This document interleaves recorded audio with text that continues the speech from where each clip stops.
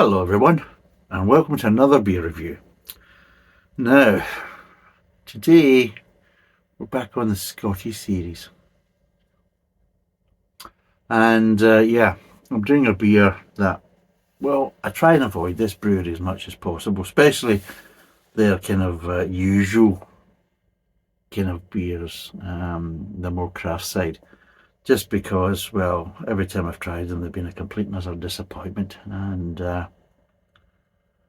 I find a lot of the beers sickly, overpowering, lacking balance, control. I mean, Jesus, I'll be totally honest. I mean, I know there's people that will cream their panties over quite a lot of them.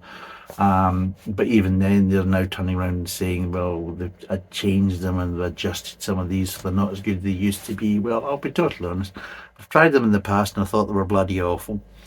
I've tried some of their stuff recently, and again, I still think it's bloody awful. But this is from their craft side. From what they're trying to kind of do now, which is kind of go in towards maybe a bit more traditional style of brewing, then it's been okay. I mean, we tried their they did a stout called Black Heart, and yeah, it was okay. I wouldn't say it was any worse than Guinness and things like that. I actually said it was a little bit more flavour than Guinness. So from that point, I would have said that yes, I liked it a little bit better than Guinness just because of a little bit more flavour. But I'll be totally honest, it doesn't take much to have a little bit more flavour than Guinness. I mean, I've tasted some bloody lagers, got a heck of a lot more flavour than Guinness. Guinness is quite bland in flavour. It's like for people that don't like the taste of stout, but they still want to be seen drinking stout, you know, right from that point of view. But anyway, so what we're going to be doing is BrewDog's Shore Leave, which is an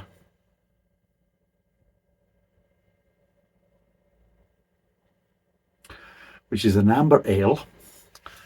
And again, this is one of the ranges that they're now trying to kind of push to kind of break in and get more of a foothold in the traditional beer market, because like they say that there is a downturn in the craft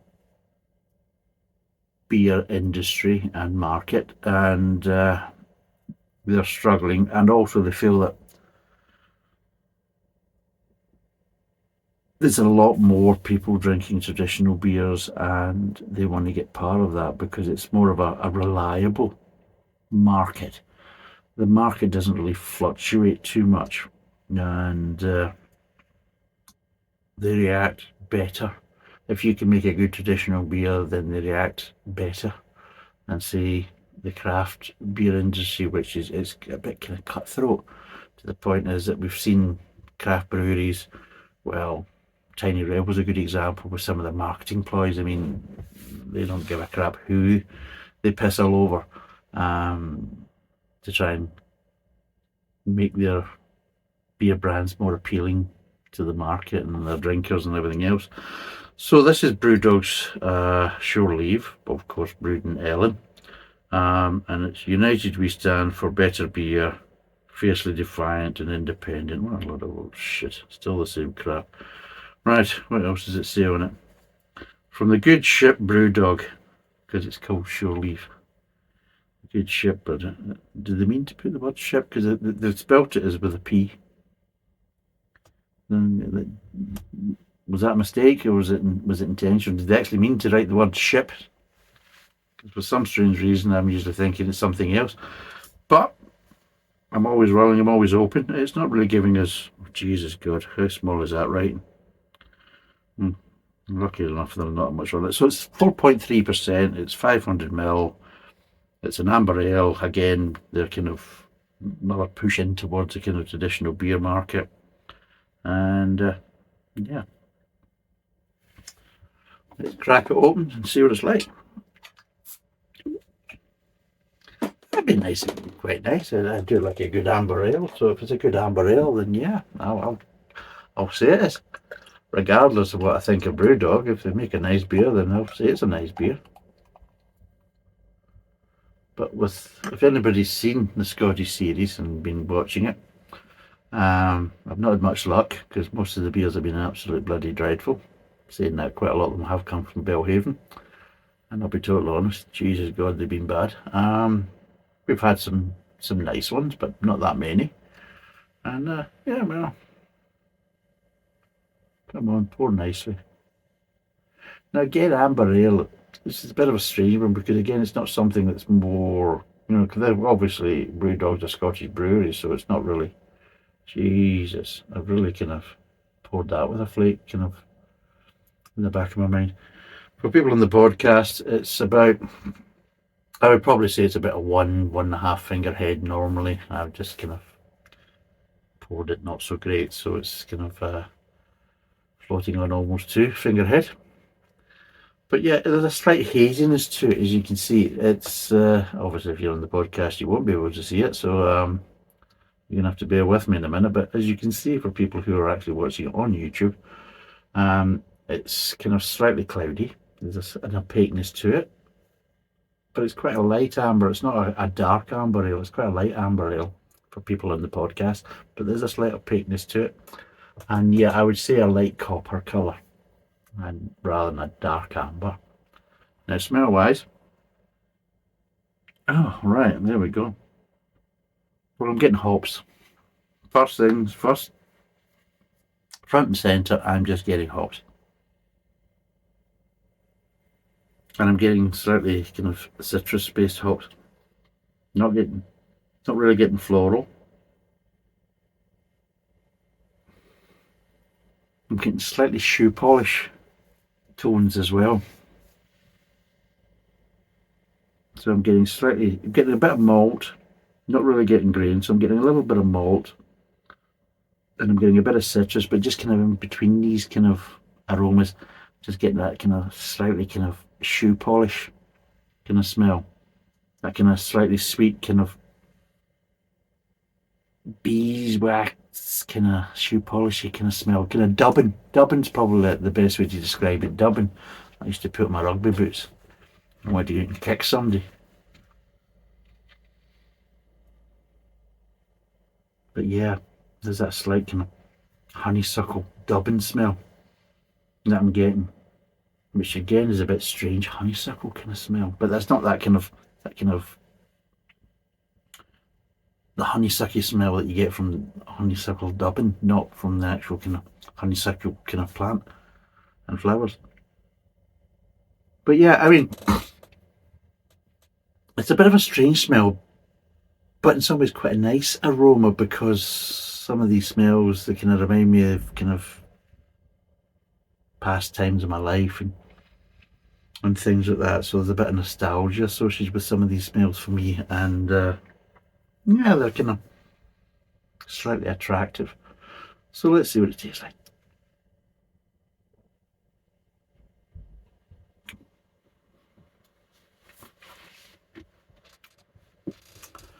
Oh Christ. Ah. Well, the thing that stands out is the slightly mid-tongue, because it's almost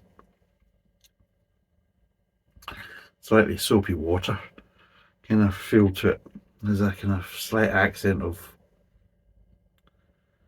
the fairy liquid in the dishwater type of thing, doing the dishes. Don't lick your fingers when you're doing that, because then you know what I'm talking about.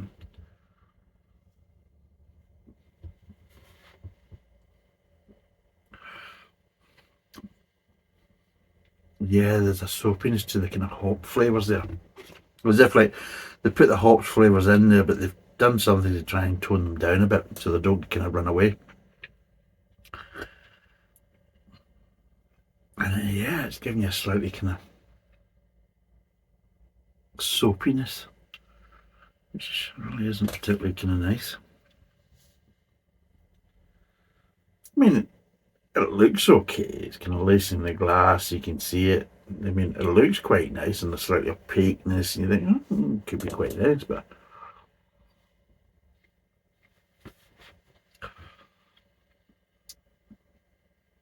Jesus God, God, bloody hell. It's lacking malt. First thing straight away, it's lacking malt. It needs more bloody malt. It really does. The grain's light, the malt's light. There's no real, well, there's a bit of sweetness, but it's lacking sweetness to a certain degree. So but it's lacking sweetness because it's lacking malt and grain. The three main parts at the start of the mouth is just kind of watered down and kind of missing to a certain degree.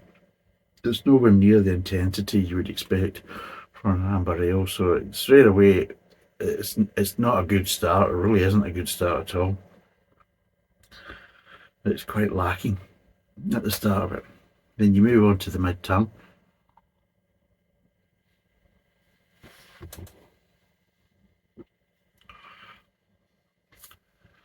Move on to the mid-tongue and you start getting soapy accents coming through. And it's slightly watery. I mean, it's lacking body at the front of the mouth. There's just a complete lack of body because there's not enough malt, not enough grain. But it gets worse because it starts to kind of go a bit more on the waterier side, and I think just because the flavours are kind of dissipate, you start getting this slightly soapy accent from the hops. So you're getting little accents of citrus, you're getting little accents of malt, little accents of grain, no real sweetness, and then just kind of coming over the top of it, you've got this kind of slightly soapiness that's just really quite off-putting. And then, well,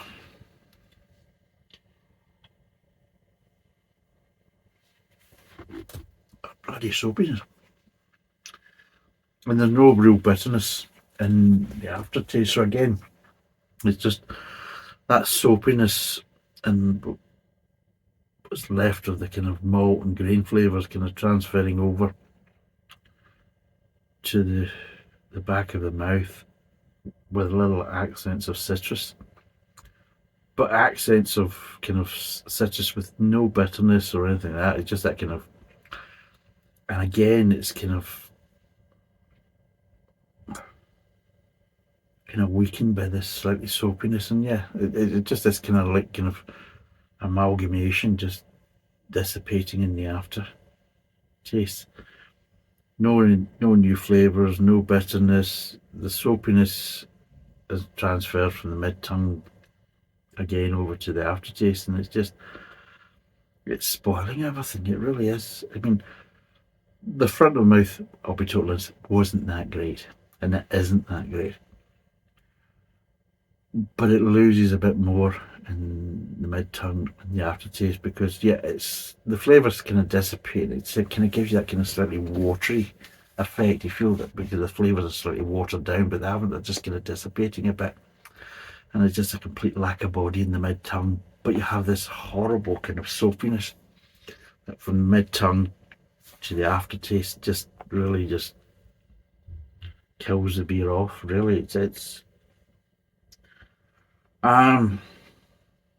does BrewDog actually think that traditional beer drinkers drink piss? Do they honestly think that we just drink piss? Do you honestly think that there isn't good enough beers out there that we can go other places and get a far better beer and that will just wipe the floor with you? I mean, seriously. If you really want to break into it, first of all, this isn't actually cheap. Now, for 2 4-packs, as a deal, it's £10.50 for 2 4-packs. So over a £5 a pack. That's as part of a deal. It's roughly about £6 if you buy an individual 4-pack, and the bottle is roughly it's over £2. So you're now into fuller's territory. If you're around about kind of like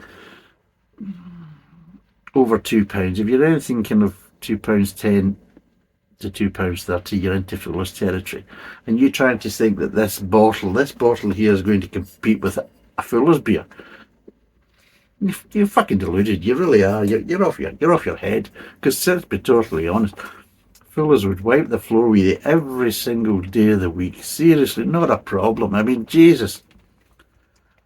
Oh, even if they basically put up their worst beer against you, it would still wipe the floor with you. Seriously, there's just no comparison. I mean, if this is your new business strategy to try and kind of increase your revenues and keep your business growing and all that type of stuff, well, you failed because it's just rubbish. I don't see this appealing to craft beer drinkers in any way, shape, or form, and I don't think it's going to draw craft beer drinkers into kind of more amber ales and things like that, because they'd be disappointed because the type of flavour profiles they're looking at, well, they're not there. They don't want hoppy soapiness. I don't think anybody wants hoppy soapiness. Traditional beer drinkers, well, let's be totally honest, if I'm going to spend that money, I'll go and get myself a nice London Pride or something like that, which would, it's a far better beer than that. Jesus, seriously. Why did I do the Scottish series? Why did I do it? It's just dreadful, but yeah. Yeah, well, if this is your best business strategy and this is the best you can come up with, well, yeah, you might as well just give up brewing and just, well, maybe that's what you should do. Give up brewing, still keep your pubs, but then start basically, stocking Fuller's beers. I can see you making money that way. I can see people coming in for a good pint of a Fuller's, maybe a nice 1845 or a nice London Porter or a Cab Stout or something like that. Even their honeydew kind of melon ale is quite nice as well. You should go for that.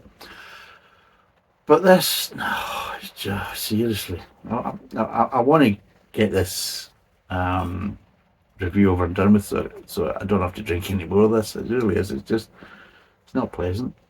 So this is the last sip. Oh, Jesus God. Would I recommend it? No. What would I give it out of 10? Jesus God. It's a horrible soapiness to it. It really is. And it's the last flavour in the aftertaste. It's the last flavour, this slightly kind of soapiness of the hops. It's just dreadful. It really is. Absolutely. Honestly, do they taste these bloody beers? You sometimes wonder.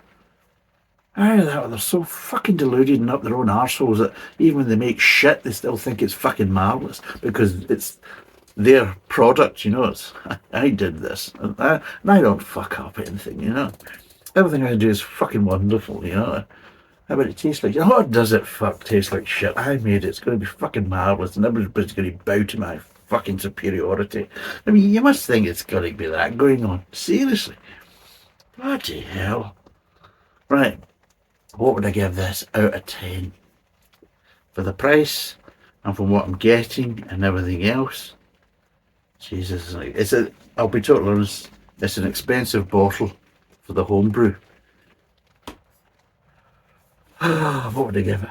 I'm going to give it a half. I'm not even going to give it a point. I usually would give it a point just for the bottle, but it's overpriced for the fucking bottle, so I'm going to give it a half. So yeah, 0.5 out of 10. So a half out of 10. Would I recommend it? No. For that type of money, go buy yourself something from Fuller's. Don't give a shit what it is. You will enjoy it a heck of a lot better than this. Go buy a Rigwelter or something like that. You're like that, that's nicer.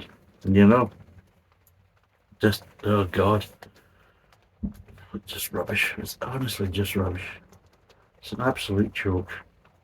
So, it's a half out of 10, 500ml bottle. It's 4.3%. If you like the taste of T-Pole and very liquid mixed in water, then you'll love this. And if you don't and you like the taste of beer, then you're going to be very disappointed and probably a bit pissed off for paying over £2 a bottle for it. So don't bother. Just don't. Thanks for watching. Cheers. Bye for now.